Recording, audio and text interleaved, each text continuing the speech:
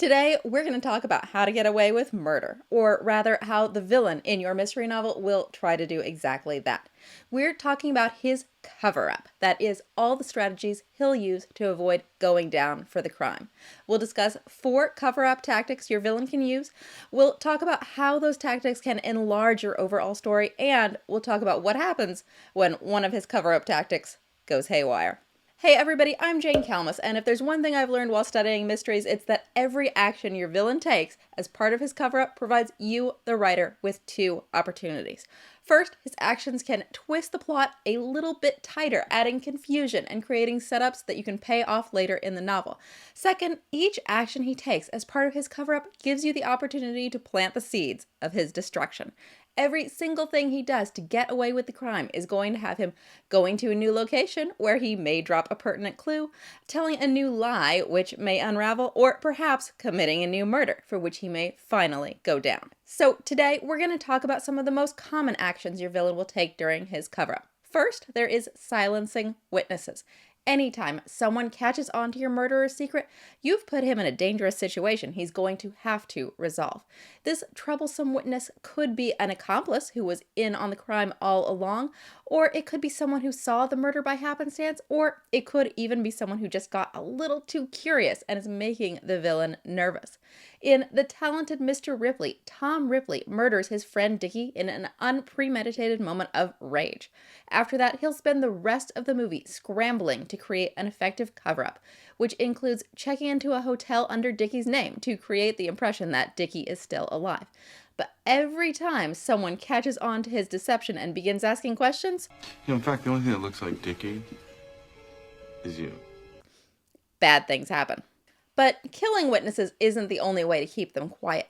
Your murderer could also bribe his witness, and not just with money. He can offer her romantic attention, career advancement, political support, anything she wants badly enough to keep quiet. He can also threaten her with violence directed against either her or her loved ones. Or if it's too difficult for him to actually silence the witness, he could instead try to discredit her. Let's say that our villain, Dr. Murphy, thinks Lady Evelyn Smythe saw him exiting the Duke's study immediately after killing him. Well, he doesn't have an opportunity to murder Lady Evelyn, and he doesn't have anything with which he can bribe her. So instead, he puts a little something in her drink that causes her to appear very inebriated. For the rest of the evening, she's aggressive, erratic, confused, and if she later tells people that she saw him leaving the Duke's study, well, who's to say anyone will believe her? Another potential tactic that your villain may use in his cover-up is to hide, alter, or destroy material evidence. Your victim can hide the body, the murder weapon, or anything else that ties him to the crime.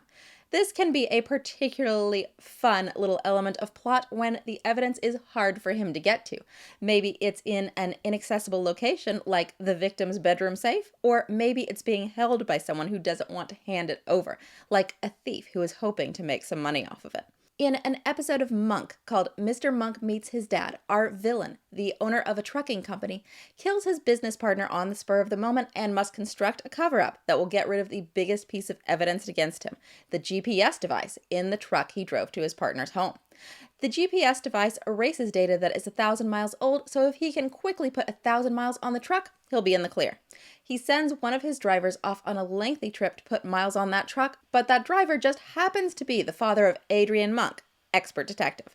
When Monk begins to realize that the trip is composed of circuitous routes taken for dubious reasons, he begins to suspect that there's something nefarious going on. He'll need to figure out what is going on, that he and his father are actually enacting the villain's cover-up, so that he can stop the truck in time to save that relevant data. Another wonderful thing to do when your villain has some evidence to dispose of is to set your characters off on an evidence race, as in an episode of Remington Steele called A Pocket Full of Steel. In this episode, our sleuths have taken photographs tying the villain to a loan sharking operation. On the way to confront the villain, Mr. Steele's pocket is picked, and now that crucial evidence is in the hands of a street-savvy pickpocket named Jackie. The rest of the episode is a race, as both the sleuth and the villain try to retrieve the photos, and unbeknownst to him, Jackie's life hangs in the balance. Another tactic your villain may use in his cover-up is to sow suspicion about other characters. There are lots of ways that your villain can make another character look guilty, but two of the most common are by moving something related to the crime, say the body or the weapon, to a location associated with the character he's trying to frame, perhaps the trunk of her car. Or he can do the reverse, move something associated with the victim to a location associated with the murder, as in Who Framed Roger Rabbit, where our villain puts paint from Roger's cartoon glove on a rope used during the crime. If your villain is particularly proactive, another tactic he may resort to is snooping. By figuring out what the sleuth knows, he can be in a position to shore up weak spots in his cover-up, or, if necessary, silence the sleuth. In the movie Knives Out, the villain inserts himself into the investigation being run by our protagonist. Now that she thinks he's on her side, he can find out what she knows and destroy evidence just before she's about to get her hands on it. To find great ideas for your plot, it's a good practice to think about what might go wrong with your villain's cover-up. In the movie Diabolique, two friends, Mia and Nicole, murder Mia's husband, Guy, the headmaster of a school. Their cover-up involves convincing the police that Guy drowned in the school's pool. They dump the body, expecting that it will surface within a few days. When it fails to surface, they're left confused and panicked, wondering what can have possibly happened. Has someone moved the body? Could Guy have possibly survived? When things go wrong for your villain, they are typically forced to escalate. That is, to commit additional crimes as they try to make their cover-up hold together. One escalation most villains will get around to sooner or later is direct attacks on the sleuth. Okay, really, this is just the same tactic we talked about at the beginning of the video, silencing a witness. It's just that in this case, the witness happens to be our sleuth, who is close enough to cracking the case that the villain has become a little antsy. To my mind, the best thing about the cover-up is that it can really become what your story is about.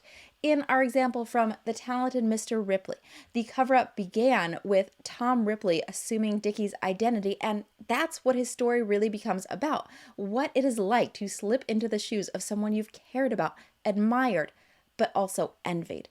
In Mr. Monk Meets His Dad, the journey to find the truth behind the cover-up is also a journey toward reconciliation for Monk and his father.